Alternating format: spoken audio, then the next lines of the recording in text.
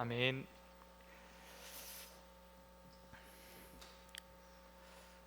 작년 초에 미국에서 아주 재밌는 연구 결과가 하나 발표되었었는데, 가짜 뉴스, 거짓 정보가 진짜 뉴스나 사실보다 약 6배 정도 빨리 확산된다는 것입니다.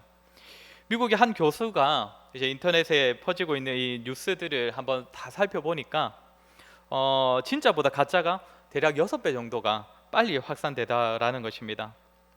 거짓 정보는 굉장히 자극적입니다. 사람들이 믿고 싶어하는 내용, 사람들이 듣고 싶어하는 내용을 바탕으로 만들어지기 때문에 일단 가짜 뉴스를 접한 사람들은 그것이 사실이든 아니든 일단은 받아들이고 일단 확인하지 않고 다 받아들인다는 것이죠. 그리고는 또 다른 나와 비슷하게 생각하는 비슷한 생각을 가진 다른 사람에게 그 거짓 정보를 또 바로 전달한다는 것입니다. 정보의 홍수 시대가 만들어낸 좀 좋지 않은 면 중에 하나인 것 같습니다. 이제 우리는 뭔가 새로운 정보를 접할 때에 맹목적으로 받아들일 것이 아니라 사실에 대한 확인이 반드시 필요하게 되었습니다. 그런데 이 점은 성도가 하나님의 말씀, 진리를 대할 때도 동일합니다. 왜냐하면 진리와 함께 이 시대에는 거짓 가르침이, 거짓된 교훈이 함께 존재하고 있기 때문입니다. 예전에도 말씀드렸지만 거짓 교훈은 아주 교묘하게 우리 안에 들어오기 때문에 이 말씀에 대한, 교훈에 대한 검증이 필요하고 우리에게는 분별력이 반드시 필요합니다. 오늘은 말씀을 통해 이 내용을 같이 나누도록 하겠습니다. 지난 설교의 내용을 잠시 되짚어 보자면 2주 전에 그리스도인의 자유에 대해서 설교를 했습니다. 그리스도인의 자유는 세상에서 말하는 것처럼 그냥 자기가 자기 하고 싶은 대로 마음껏 살아갈 수 있는 것을 의미하지 않는다고 말씀드렸습니다. 하나님께서 본래 지으신 그 존재다움이 회복되는 자유, 또 그렇게 살아가기 위해 자신의 의지를 자유롭게 사용하는 것이 그리스도인의 자유라고 말씀드렸습니다. 그렇기 때문에 이 자유는 오직 예수 그리스도께서 우리에게 허락하실 수 있다고 했습니다. 우리의 존재가 회복되는 것도, 우리가 우리의 의지로서 하나님의 자녀로 살아낼 수 있는 것도 예수 그리스도로 말미암아 회심한 자들이어야 그 자유가 시작된다는 것입니다. 그리고 이 자유로부터 파생되는 자유들이 있습니다. 존재의 자유가 시작된 그리스도인들은 율법으로부터 자유하게 되고 또 정죄와 심판으로부터 또 자유하게 됩니다. 그러니 세상 사람들이 말하는, 그들이 말하는 자유와 그리스도인의 자유가 사실상 다른 것이지만, 성도는 세상에서 자유를 누린다고 말하는 그들보다 더 본질적이고 또 참된 자유를 누리면서 살아갈 수 있는 것입니다. 그리고 이렇게 자유자가 된 성도는 그 자유를 가지고, 그 자유함으로 하나님을 섬기고 이웃을 섬길 수 있다고 했는데, 그것이 바로 사랑으로 역사하는 믿음이라고 말씀드렸습니다. 하나님께 구걸하거나 뭔가 벌을 면제받기 위하여서 행하는 것이 아니라 진실로 자유하게 된 자가 사랑하는 마음과 또 자원하는 마음으로 성도의 행함, 그 실천을 가져가는 것입니다. 성령 하나님께서 우리 안에 일으키시는 믿음은 반드시 하나님과 이웃을 사랑하는 마음으로 섬기고 봉사하고 나누고 도우는 그런 행함을 이끌어낸다고 했습니다. 사랑으로 역사하는 믿음을 주십니다. 사랑하는 성도 여러분, 이 가르침 너무나 귀한 가르침 아닙니까? 종과 같은 신앙생활을 하는 것이 아니라 자유자로 살아가고 억지로가 아니라 사랑하는 마음으로 또 자원하고 기쁜 마음으로 하나님을 섬기게 되는 그 성도의 삶이 너무나 귀하고 또 감사하지 않으십니까? 하나님께서 우리에게 뭔가 강제적으로 행사하여서 뭔가 억지로 행하게 하시지 않으시고 우리의 마음으로부터 시작되어서 삶으로 행함이 이어질 수 있도록 하나님께서 우리를 도우시고 그렇게 인도하시고 그렇게 기다리신다는 그 가르침, 너무나 복되고 귀한 가르침입니다. 그런데 그 가르침에 이어서 오늘 본문에서 바울이 하는 말이 무엇입니까? 7절에서 너희가 다름질을 잘 하더니 누가 너희를 막아 진리를 순종하지 못하게 하더냐. 그러니까 이 귀하고 복된 바울의 가르침을 잘 받아서 그 가르침을 따라서 잘 살아가던 갈라디아 성도들이었는데, 거짓 교사들이 그들에게 들어와서는 그 가르침대로 살아가지 못하게 했다는 것입니다. 바울 입장에서는 그 소식을 들었을 때 너무나 안타까웠을 것입니다. 자신들의 자유로운 신부들 잊어버리고 또 스스로 벗어버리고 다시금 율법의 종노릇 하려는 그 갈라디아 성도들을 바라보면서 정말 안타까운 심정으로, 이미 앞에서도 바울은 교리적으로 많은 가르침을 기록해 놓았지만 여기서 다시 한번 거짓 가르침과 바른 가르침의 특징을 말해주면서 거짓 교사들의 가르침을 벗어버리기를 권면합니다. 오늘 본문 마지막을 보시면 12절에서 너희를 어지럽게 하는 자들은 스스로 배워버리기를 원하노라 라고 하는데, 여기서 배워버린다는 의미는 이 단어는 아주 강력한 그런 표현입니다.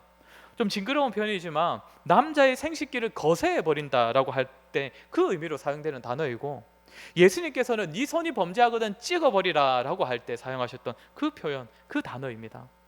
그러니 거짓 교사들이 다시는 너희들에게 들어오지 못하도록 완전히 끊어내라, 다시는 이 자리에 그런 거짓 가르침이 싹을 틔우지 못하도록 완전히 잘라버리라는 말을 하는 것이죠. 그렇게 하기 위해선 거짓 교사들의 거짓 가르침을 분별할 수 있어야 할 것이기에 오늘 본문에서 바울은 거짓 교훈과 바른 교훈의 특징을 말해줍니다. 우리 먼저 8절을 한번 같이 살피도록 하겠습니다. 8절을 같이 한번 읽어보도록 하겠습니다. 8절입니다. 시작. 그 권면은 너희를 부르신 이에게서 난 것이 아니니라. 거짓 교사들의 가르침은 너희를 부르시니, 그러니까 하나님으로부터 나온 메시지가 아니라는 것입니다. 이것이 거짓 메시지가 가지는 특징입니다. 하나님으로부터 나오지 않는다는 것. 그러면 당연히 우리는 그럼 하나님으로부터 나온 교훈은 무엇인가에 대한 의문이 자연스럽게 생길 것인데, 그것은 그 교훈에 우리 하나님 아버지의 성품이 드러나는가를 살펴보면 됩니다. 성도 여러분, 이 세상은 자격과 공로와 그리고 조건과 또 그것을 차지하기 위한 경쟁으로 가득한 세상입니다. 그것이 이 세상이 말하는 질서입니다. 죄로 인하여 세워진 이 세상의 질서는 인간의 자격, 조건, 공로를 중요시하고 남들과의 경쟁에서 이기는 것으로서 자신을 더욱 빛나게 하는 것을 멋있다고 말합니다. 그런데 이렇게 죄가 가득한 세상에 우리 하나님께서는 세상의 질서와는 전혀 다른 한 질서를 세우셨는데, 그것이 바로 은혜입니다. 은혜. 우리의 자격과 조건이 아니라 하나님의 한량없는 사랑으로 말미암아 그 사람이 복된 삶을 살아가도록 하시는 것, 바로 은혜입니다. 경쟁에서 이기지 못해도 좋습니다. 금수저가 아니라 흙수저로 태어나도 좋습니다. 남들 다 갖추고 있는 자격과 조건이 없어도 괜찮습니다.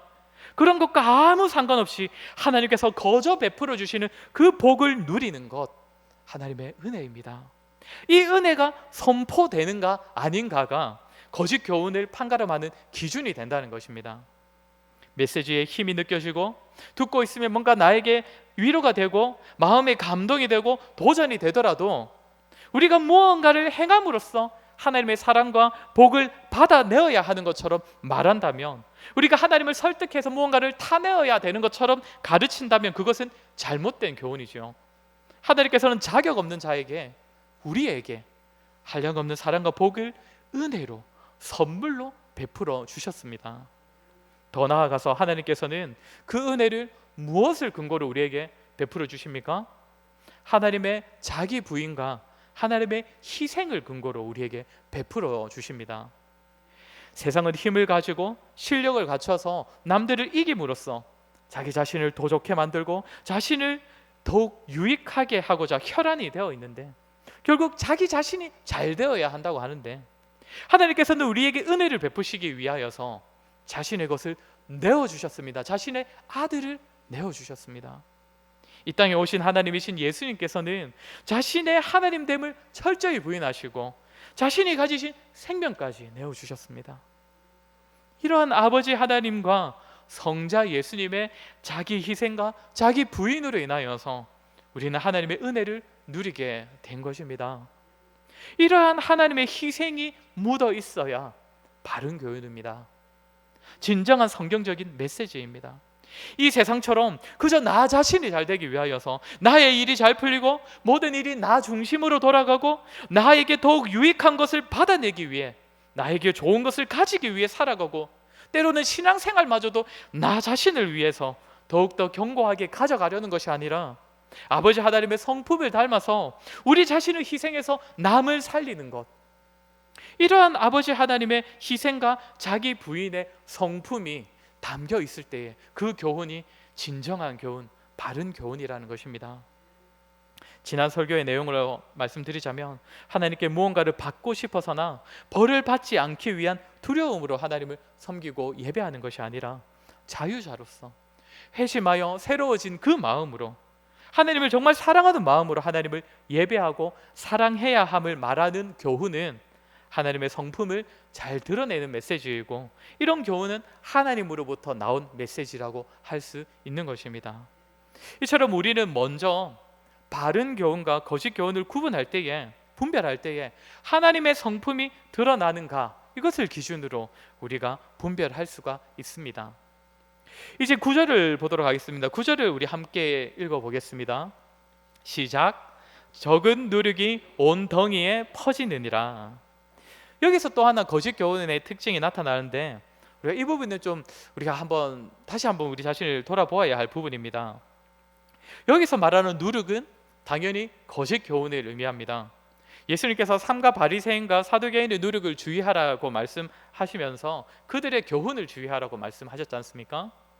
자, 그런데 여기서 바울이 하는 말이 뭐냐면, 적은 누룩이 온 덩이에 퍼진다는 것이죠. 정말 말도 안 되는 것 같은 그런 교훈이, 그런 거짓 교훈이 처음에는 적은 모습으로 들어와서 점차 많은 사람에게 퍼지고 그들에게 영향을 주고 또 많은 사람의 지지를 받기도 한다는 것입니다. 4세기 초에 기독교 역사에 있어서 아주 중요한 논쟁이 하나 벌어졌습니다. 아리우스라는 사람과 아타나시우스라는 사람이 대표가 되어서 벌인 논쟁입니다. 아리우스라는 사람은 성자 예수님은 하나님이 아니라 피조물들 중에서 아주 뛰어난 한 존재에 불과하고, 또 성령님도 하나님이 아니라 하나님의 능력이나 하나님의 활동력을 나타내는 표현이지 하나님이 아니다라고 주장을 했습니다. 한마디로 삼위일체를 부정한 것입니다. 이에 대하여서 아타나시우스는 우리가 잘 아는 정통교리 삼위일체를 주장하면서 맞섰던 것입니다. 아리우스는 당시에 아주 유명한 신학자였습니다. 교단의 감독이었고 굉장히 많은 사람들로부터 주목을 받았던 사람입니다. 그렇기 때문에 많은 사람들이 아리우스가 삼위일체를 부정하지만, 정통적인 교리를 부정하고 있지만 그 사람을 많은 사람들이 지지하였고, 그 사람이 뭔가 남다른, 기존의 입장과는 색다른 아주 그런 성경 풀이를 가지고 있다라고 하면서 많은 사람들이 그를 따랐습니다. 이에 반면 아타나시우스는 처음에 논쟁에 임할 때는 갓 20살을 넘긴 교회의 집사였습니다. 또 장로였다고 하는 사람들도 있는데, 어쨌든 사실 겉으로만 보면 게임이 되지 않습니다. 유력하고 많은 사람들의 지지를 받는 신학자와 풋내기 집사와의 논쟁인 것이지 않습니까? 논쟁이 시작될 때에는 많은 사람들이 아리우스를 지지하거나 중도적인 입장만을 취하고, 아타나시우스는 정말 적은 사람들만이 지지해 주었습니다. 진리를 위한 다툼, 그 논쟁이 시작되었고, 그렇게 시간이 흐르자 점점 상황이 완전히 뒤집어지기 시작했습니다. 사람들이 푼데기 집사의 논리를 받아들이고 지지했고, 결국엔 이 아타나시우스의 주장 삼위일체가 진리로 지켜지게 된 것입니다. 마지막 순간 아리우스가 이단으로 출교될 때까지 아리우스의 곁에서 그의 입장을 지지하고 동조해 주었던 사람은 5명밖에 남지 않았었다고 합니다. 본래 압도적으로 다수의 지지를 받았던 거짓 교훈이 바른 교훈을 통해 물러가게 된 것입니다. 종교개혁의 선두주자였던 루터를 잘 아실 것입니다. 그는 신학적으로 잘못된 교회를 바로잡고자 95개조 반박문을 걸고 신학적 논쟁을 우리 다시 한번 시작해보자, 이게 성경적인 것이 맞는가 아닌가 한번 되짚어보자고 요구했습니다. 그러나 루터는 사람들의 지지를 받지 못하였고, 결국 당시 종교 지도자들로부터 이단으로 규정되어서 출교를 당하게 되었습니다. 이단으로부터 출교되던 그 해에서 많은 종교 지도자들이 루터에게 물었습니다. 당신의 주장을 철회할 생각이 없냐고. 그때 루터는 내가 아무리 성경을 들여다보고 여러분처럼 다르게 이 성경을 바라보려고 해보아도 도저히 내 주장을 포기할 성경적 근거가 찾을 수가 없더라 라고 대답을 했습니다. 목숨 건 대답을 했던 것이죠. 그러나 당시에 아무에게도 지지받지 못하였던 그 루터의 주장이 결국 끝내 종교개혁을 일으키는 그 불씨가 되었지 않습니까? 여러분, 이런 역사적 사건들만 우리가 보아도 알 수 있듯이 그때의 다수가 말한다고 하더라도 그것이 반드시 진리이다 라고는 볼 수 없다는 겁니다. 그것이 진리의 기준이 될 수가 없습니다. 많은 사람들이 지지하고 기뻐하는 메시지가 바른 교훈인 것은 아닙니다. 우리는 진리의 기준을 다수결로 정할 수가 없습니다. 거짓 교훈도 얼마든지 사람의 마음을 기쁘게 할 수 있고 위로할 수 있고, 거짓 교훈도 사람의 마음 한켠에 새로운 힘을 얻을 수 있게도 할 수 있기 때문에 우리가 반드시 기억할 것은 진리와 거짓 교훈을 분별할 때에 절대로 많은 사람들이 동의한다고 해서 그것으로 분별하려고 해서는 안 된다는 것입니다. 때로는 거짓 교훈은 많은 사람들이 지지하고 또 많은 사람들에게 거짓 교훈이 매력적으로 여겨져서 교회에 들어오기도 하기 때문입니다. 그런데 이 구절에서 우리가 하나 더 기억해야 할 메시지가 있는데, 적은 누룩이 온 덩이에 퍼진다는 이 사실을 염두하고서 우리는 그 적은 누룩을 경계해야 한다는 것을 우리가 이 메시지에서, 이 본문에서 우리가 받아야 할 메시지로 우리가 받아야 합니다. 무슨 말이냐면, 자주 말씀드렸지만 거짓 교사들이 지금 내세우는 주장이 양으로 따진다면 사실 바울의 주장과 크게 차이가 나지 않습니다. 삼위일체를 부정하는 것도 아니고 예수님을 믿는다는 것을 부정하는 것도 아니고, 그저 거기에 그 믿음의 율법, 할례와 같은 외적인 요소를 조금만 보태자는 것입니다. 그것만 보면 거짓 교훈은 아주 적은 내용입니다. 적은 누룩이지요. 그런데 이 누룩이 내버려 두면 어떻게 된다는 겁니까? 온덩이에 퍼진다는 것입니다. 교회와 성도들에게 치명적인 악영향을 줄 수 있다고 합니다. 전체 그 진리의 말씀을 뒤집어 놓을 수가 있다는 것이죠. 적은 누룩이. 그렇기 때문에 그 누룩은 잘라 버려야 한다는 것입니다. 신약 성경에서 누룩이 의미하는 바가 크게 두 가지가 있는데, 좀 전에 말씀드린 것처럼 하나는 예수님께서 가르치신 대로 거짓 교훈을 누룩이라고 하고, 바울은 고린도전서 5장에서 잘못된 행실을 또 누룩이라고 이렇게 지칭합니다. 너희 중에 음행이 있다 함을 들었으니 라고 한 뒤에 오늘 본문 9절과 똑같은 표현, 적은 누룩이 온 덩이에 퍼지는 것을 알지 못하느냐라고 합니다. 그러니 거짓 교훈 그리고 잘못된 행실이 성경에서 말하는 누룩이고, 이런 것들은 적은 것이라도, 적은 누룩이라도 앞으로 교회와 성도들에게 치명적인 악영향을 줄 수 있기 때문에 미리 잘 살펴서 적은 누룩일 때에 반드시 잘라내어 버려야 한다는 것입니다. 여러분, 이것을 위하여서, 그 적은 누룩을 제거하기 위하여서 교회에 존재하는 질서가 하나 있는데, 그것이 무엇이냐면 치리입니다. 치리. 우리는 당회를 다른 말로 치리회라고도 부릅니다. 이것은 잘못된 것을 바로잡기 위하여서 교회에 반드시 있어야 할 조직입니다. 우리 신앙의 선배들은 종교개혁 이후로 교회의 치리를 굉장히 중요하게 여겼습니다. 교회의 교회다움을 확인할 수 있는 세 가지 표지 중에 하나로서 이 치리를 말할 정도였습니다. 왜냐하면 적은 누룩과 같은 그 교훈과 잘못된 행위를 간과했다가 나중에 되돌리기 힘들어서 종교개혁으로 인하여서 분리가 될 수밖에 없을 정도로 교회가 타락했던 것을 많은 사람들이 경험을 했기 때문입니다. 그 사실을 기억했기 때문입니다.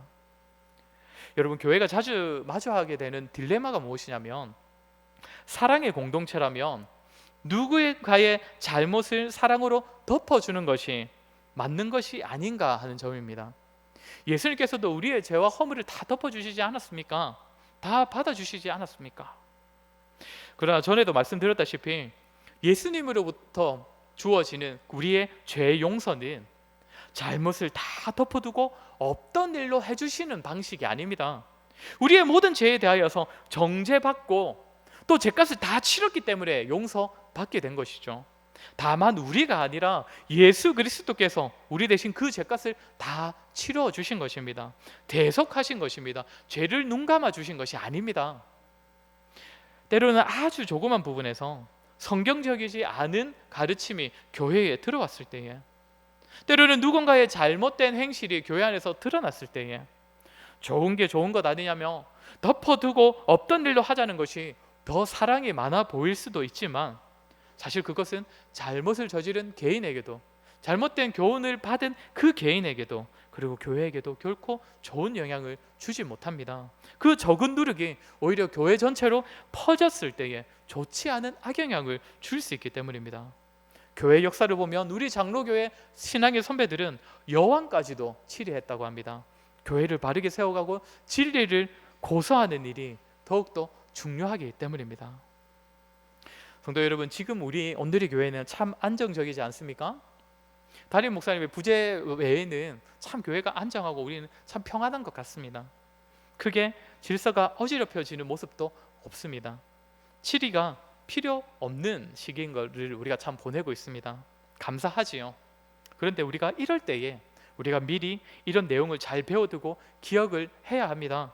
교회는 치리회를 통하여서 치리를 받아야 하는 공동체입니다. 물론 그 전에 치리회는 말씀으로 다스리기 위하여서 잘 준비되어야 하고, 성도들은 그 치리회에 복종함으로써 우리 모두가 적은 누룩이 들어왔을 때에, 거짓된 교훈과 잘못된 행실이 있었을 때에 그 거짓 교훈, 그 적은 누룩으로부터 교회를 보호하고 교회를 바르게 세워갈 수 있어야 하는 것이죠. 그런 일이 없으면 좋겠지만 혹 치리할 일이 있을 때에 우리 모든 성도들이 교회를 사랑하고 또 서로를 사랑하는 마음으로 이 일들을 잘 이루어가는 우리 교회가 되었으면 좋겠습니다. 이제 우리 10절을 한번 같이 읽어보도록 하겠습니다. 10절입니다. 시작. 나는 너희가 아무 다른 마음을 품지 아니할 줄을 주 안에서 확신하노라.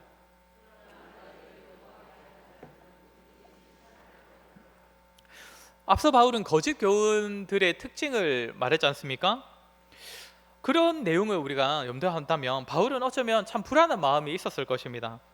앞에 살펴본 거짓 교훈의 특징이 무엇이었습니까? 하나는 하나님의 은혜의 질서가 아니라 이 세상의 질서를 따르는 것이 거짓 교훈이라고 했고, 그렇기 때문에 오히려 거짓 교훈이 더 많은 사람들의 지지를 받을 수도 있다고 했습니다. 그러면 바울 입장에서는 불안할 수도 있겠지요. 사람들이 이 세상의 질서를 따라가지 않을까? 또 많은 사람들이 지지하는 그 가르침을 따르지 않을까? 그런데 바울이 뭐라고 합니까? 10절에서 갈라디아 교회 성도들을 믿는다, 너희들이 다른 마음을 품지 않을 것을 확신한다 라고 말을 합니다. 이 말은 그냥 맹목적으로 바울이 나는 그래 여러분 믿습니다, 믿겠습니다 라고 하는 것이 아닙니다. 또 갈라디아 교회 성도들의 평소 행실을 믿음직스럽기 때문에 그들 행실을 기억하여서 내가 그것을 바탕으로 내가 이번 한 번 더 믿어보겠습니다 라고 말하는 것도 아닙니다. 바울이 갈라디아 교회 성도들을 왜 믿는다고 합니까? 주 안에서 확신한다 라고 말하고 있습니다. 주님 때문에 내가 당신들을 믿습니다. 거짓 교훈들이 아니라 바른 교훈을 당신들이 받을 것을 내가 확신합니다. 이 부분은 가능하다면 제가 다음 설교 때에 이 부분을 좀 더 자세히 다루도록 하겠습니다. 이제 마지막으로 우리가 11절로 바로 넘어가서 이제 여기서 드러나는 마지막 바른 교훈에 대한 특징을 살펴보도록 하겠습니다. 11절 우리 다시 한번 같이 읽어보도록 하겠습니다. 11절입니다. 시작.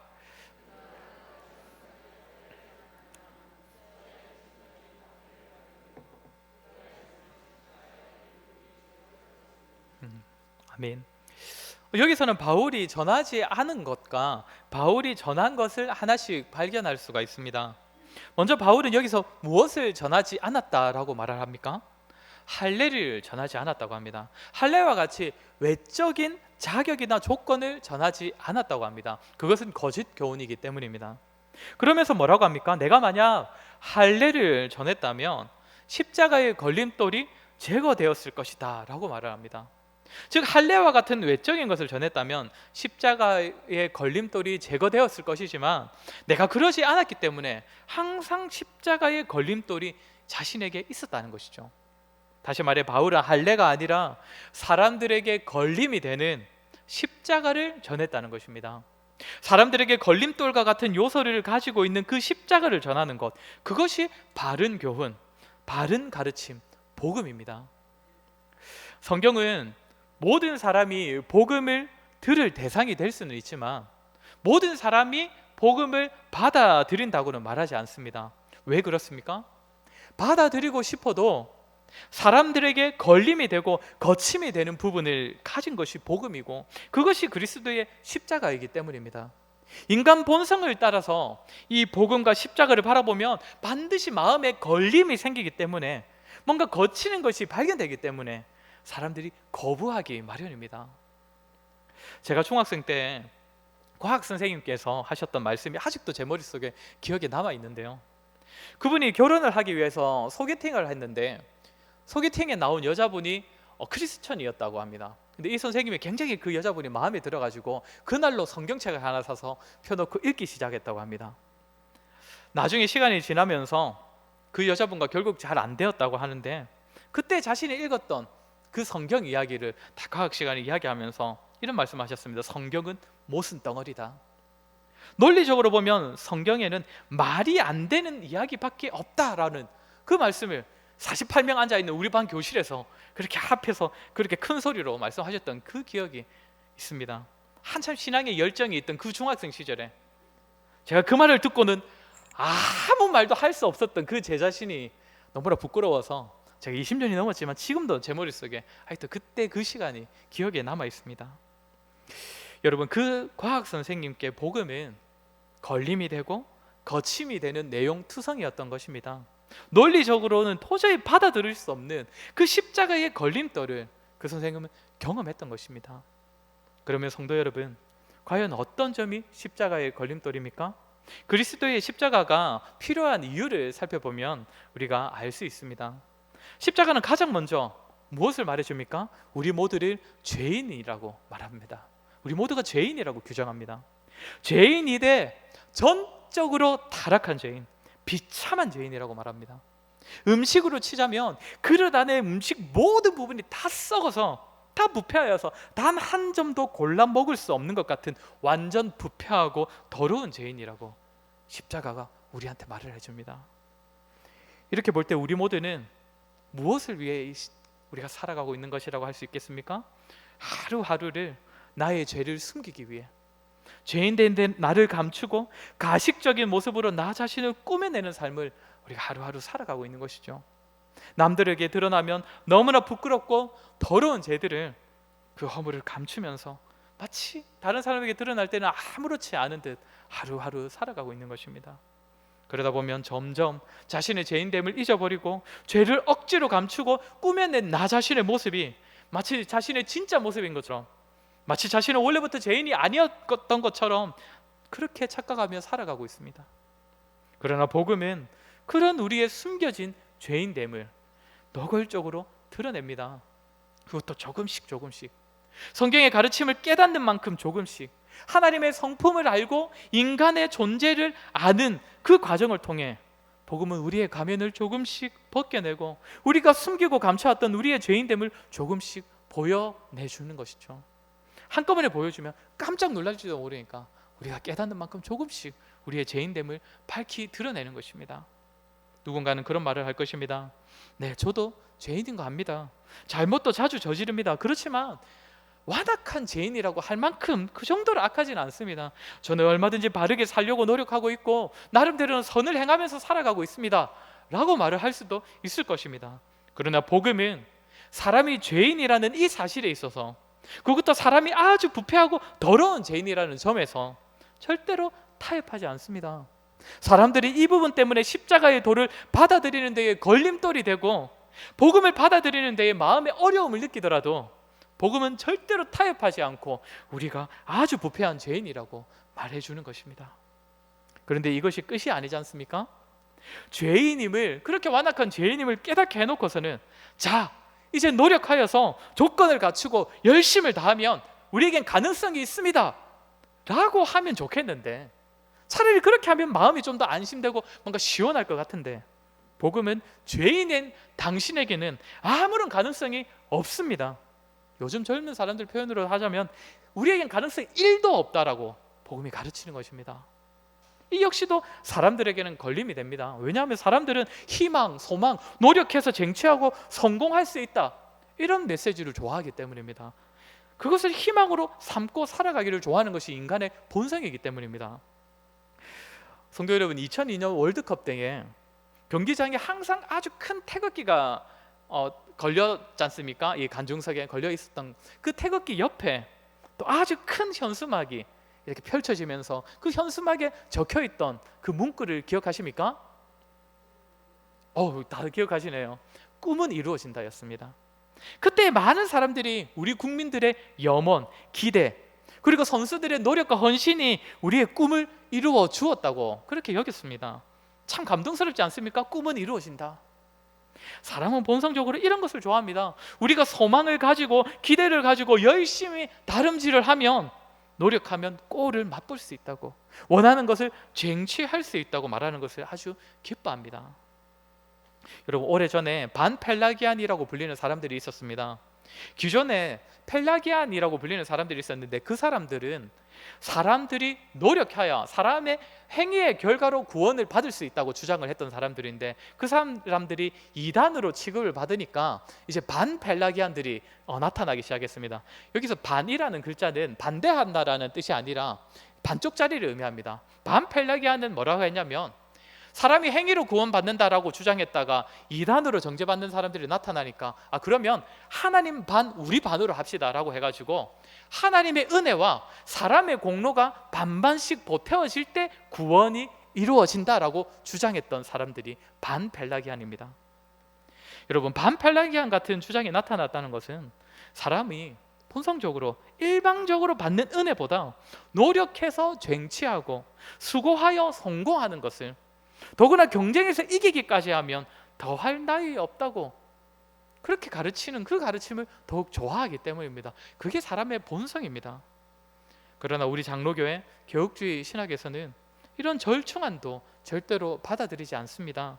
100% 하나님의 은혜가 아니면 사람은 구원에 이르지 못한다고 못 박아 말을 합니다. 예수 그리스도의 십자가에서도 복음에서도 죄의 문제 앞에서는 우리의 노력과 우리의 헌신과 우리의 열심은 모두 다 헛걸음이라고 가르칩니다. 그러니 이런 복음의 가르침도 본성을 따라 살아가는 사람들에게는 걸림돌이 되는 것이죠.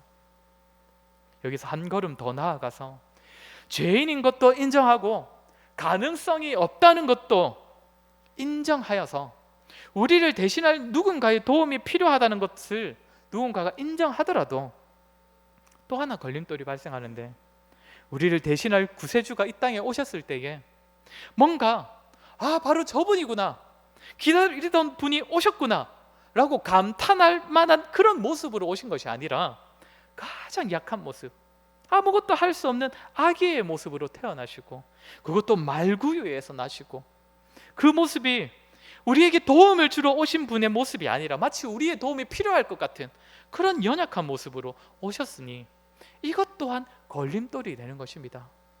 내 죄를 나보다 더 훌륭한 사람에게 고하고 나보다 더 있어 보이는 사람에게 도와달라고 하는 것이 아니라 마치 나보다 더 못난 존재에게 고개를 숙이라고 가르치니 이것이 어디 쉬운 가르침이겠습니까? 우리 중 하나, 죄인 중 하나와 같은 그분이 우리의 구세주시라는 그 가르침. 그런데 여기서 걸림돌의 끝판, 이런 초라한 모습의 구세주 예수님께서 우리에게 자신처럼 살아가라고 말씀하신다는 겁니다. 자신의 뒤를 따르라고 말씀하십니다. 그 길이 복된 길이라고 말씀하십니다. 그것도 적당히 세상에서도 맛 좀 보고 적당히 타협하라고 말씀하시지 않으시고, 이 세상은 절대 돌아보시도 말고 세상에서 너희가 미움을 받는 것이 당연하다라고 말씀을 하십니다. 아마도 본성을 따라 살아가는 사람에겐 이 부분이 가장 걸림돌 되지 않겠습니까? 사랑하는 성도 여러분, 그런데 말입니다, 이렇게 말도 안 되고 걸림이 많은 이 복음을, 이 십자가의 도를 성령 하나님께서 이 진리를 우리의 마음에 적용시켜 주실 때에 우리는 이 사실이 믿어진다는 것이죠. 우리가 믿고 싶어서 이제 내가 믿기로 마음을 먹어서 믿는 것이 아니라 이 말도 안 되고 걸림돌 투성이인 십자가가 우리에게 믿어지는 것입니다. 자격 없는 자에게 은혜를 부어주실 때 믿어집니다. 여러분과 제가 그 은혜를 받은 줄로 믿습니다. 갈수록 세상은 종교를 가진 자들을 무식하다고 말합니다. 맹신이라고, 미신이라고 그렇게 말을 합니다. 먼 옛날 사람들이나 가지는 것이 종교이지, 먼 옛날 사람들이나 배우지 못한 사람들이나 신의 심판을 두려워하는 것이다, 그렇게 말을 합니다. 그러면서 이 세상은 그 말도 안 되는 교리를 믿지 않는 자기 자신들이 뭔가 더 똑똑하다고, 자기 주관이 있어 보이고 그래서 멋있다고 그렇게 말을 합니다. 절대 아닙니다. 그들이 똑똑해서 믿지 않는 것이 아닙니다. 믿어지는 은혜가 없는 것이죠. 하나님의 심판이 자신들의 코앞에 다가온 줄도 모르고 믿지 않는 스스로를 똑똑하다고 착각하고 있습니다. 그들은 복음 앞에서 십자가에 대하여 본성적으로 반응하고 있기 때문에 수많은 걸림돌들이 자신의 마음에 발견되어서 절대로 믿을 수가 없는 것이죠. 그래서 주의 복음이 믿어지는 것은 기적과도 같은 것입니다. 우리는 지금 기적을 경험하고 있는 것입니다. 십자가가 부끄럽거나 말도 안 되는 논리가 아니라 십자가에서 우리의 죄인됨이 드러나고, 십자가가 가능성 없는 우리의 구원이 되고, 십자가가 예수 그리스도를 뒤따르는 길이 된다는 사실이, 그 사실이 믿어지는 저와 여러분이 우리가 기적을 경험하고 있는 것입니다. 사랑하는 성도 여러분, 이 놀라운 기적을 경험하였고 지금도 계속적으로 경험하고 계신 성도 여러분, 우리는 더 이상 이 세상의 논리가 아니라, 이 세상의 거짓 교훈이 아니라 오직 바른 교훈을 따라, 진리의 말씀을 따라, 복음을 따라 살아가야 할 줄을 믿습니다. 이 세상과 본성을 따르는 자들에게 걸림돌이 되더라도, 때때로 우리 마음에도 이 복음을 따라 살아가는 것이 우리의 마음에도 걸림돌처럼 느껴질 때가 간혹 있더라도, 이 놀라운 하나님의 은혜, 이 기적의 복음을 가장 귀한 것으로 간직하고 이 바른 교훈을 따라 살아가기를 매일매일 힘쓰는 저와 여러분이 되기를 주의 이름으로 간절히 소원합니다. 우리 이 시간에 말씀을 기억하며 한번 같이 기도했으면 좋겠습니다.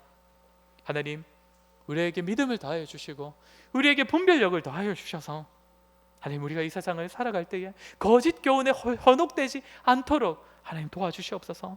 바른 교훈을 분별하여 깨달을 수 있도록 지혜를 허락하여 주시옵소서.